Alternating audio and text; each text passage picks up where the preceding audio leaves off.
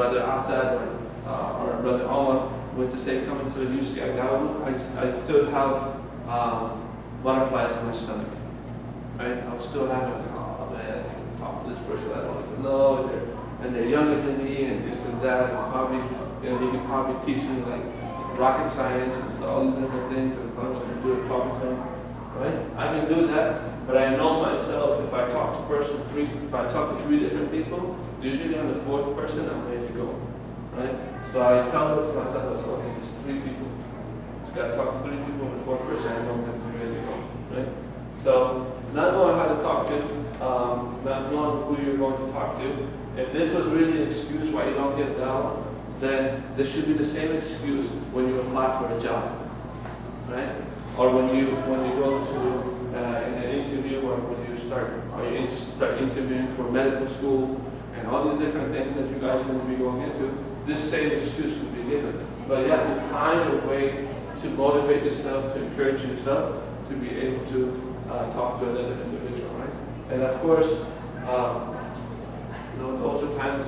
I mean, I can't imagine like you studying for medical school and studying for it and everything, and then you go into an interview and you flop. Right? You don't want to do that. You just want to get yourself prepared. Right? And of course, Allah subhanahu wa ta'ala has a lot to do with that. So, not knowing who you're talking to is an excuse. But we give various methods of giving dawah.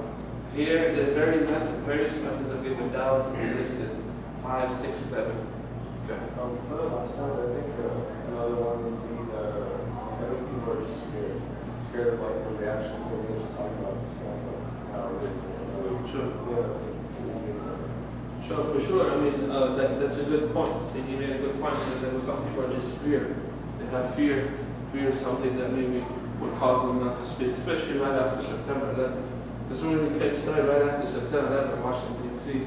Right? Of course, we had the big plane to turn around and stuff. Yeah? The next week, like it was our schedule to go out in a week, right? So we're like, man, we're not gonna let this bother us. We're just gonna go, right? So literally, they were cleaning up the plane, cleaning up the building and stuff. And like about seven streets from the Pentagon, it's the southeast DC, but it's the city part of it, not the suburb. So we're over there giving dawah, and of course, every time we're giving dawah, the TV is on, and they see, that guy on TV, right? And then by the way we give dawah with thobes on, right? We have the thobes on, we have the brothers and stuff. We'd go in there, and just imagine what they would call us, right? Yelling out the windows and stuff like that, right? But we actually got 3 shahadas that week, which we didn't think we were going to get, but we got 3 shahadas. The reason we get 3 shahadas is we get inside there, and because we had kept on coming back to those hospitals. So we knew those guys. We had talked to them like weeks ago.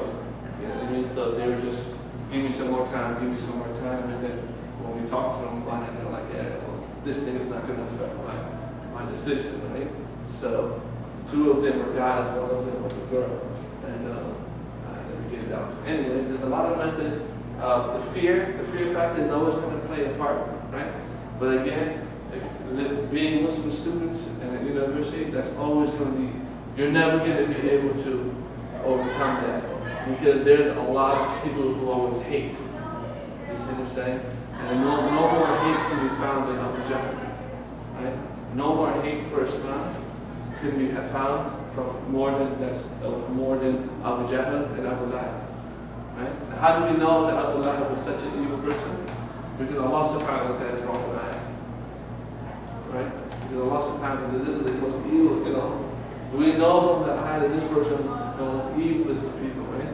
If you can rank the most evilest people, you would put like Fir'aun, and you put Abu Jahl, and you put Abu Lahab, why? Because Allah subhanahu wa ta'ala mentions it in the Quran, right? So imagine when you have to give dawah to that, right? Musa alayhi salam had gone to that guy, that jerk, you know what I mean? And like he has to give dawah. But yet he still has to do it. Now we're not expected to do that, right?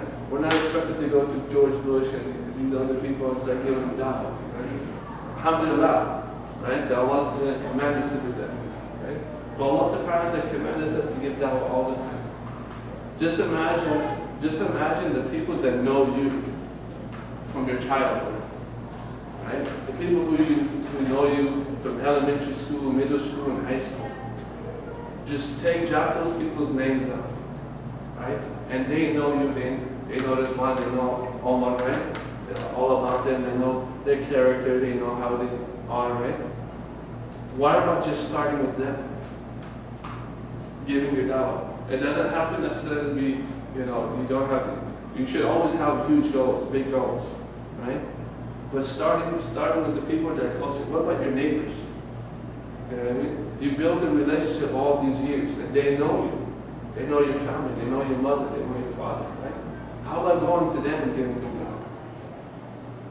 I mean, we don't fear them. Now, if we feared our neighbors and the people who know us best, then we're really in trouble, right? We wouldn't even walk out of our houses, right? Because they may think I'm this or that, right?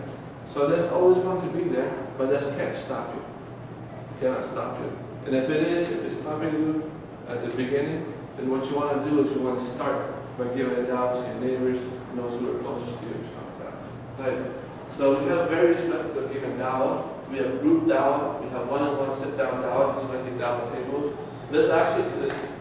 One-on-one sit-down dawah is actually the dawah that you're giving to your friend. Your best friend Tom or your best friend Sarah that you knew from back in the day or whatever, right? And you want to give them dawah, and you want to sit down with them and start conversing over some coffee. Group dawah is when do you guys have an area here where like people get up on stages and start speaking? What is that called? Well, we have the flagpoles and we have the terrace. So what do you guys usually do there? What does people usually do there? bands, speakers, They give poetry or talks and stuff like that. So you always have those, especially in university, you tend to have a little spot. You see it as the boardwalk, right? Where you can do that. You just have to schedule your time or something. Well, those are like moved out, where you're out there on the stage and you're giving it to people, right? Who's the modern person that we are? Who's amongst our contemporaries that you envision giving this type of dawah? Like really dawah.